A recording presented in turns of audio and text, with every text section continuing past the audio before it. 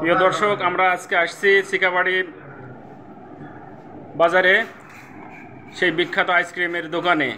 আজকে আমরা এই কিভাবে আইসক্রিমটা বানানো হয় সেই বিষয়ে আমরা বিস্তারিত আইসক্রিম যিনি বানান তার সঙ্গে আমরা একটু পরিচয় হব এবং কিভাবে আইসক্রিমগুলো বানানো হয় সেই বিষয়ে একটু কথা বলবো। তাছাড়া বলেন আপনি কিভাবে এই আইসক্রিমগুলো বানান এবং আপনার বেচা বিক্রি কেমন হয়, কতটা? দুধ, চিনি, নারকেল, কেক দিয়ে আইসক্রিম বানাই, স্বাদ লাগে, শরীর খায়।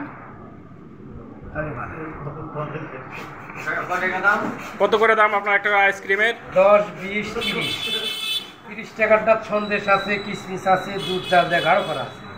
10 টাকারটা অল্প করে পানি আছে, 20 টাকারটা কোনো পানি নেই। প্রিয় দর্শক, আপনারা যদি আইসক্রিম খেতে চান তাহলে চিকাবাড়ি বাজারে আসবেন, সেই বিখ্যাত শাহ আইসক্রিমের দোকানে। সেই বিখ্যাত শাহ আইসক্রিমের দোকানে। ধন্যবাদ।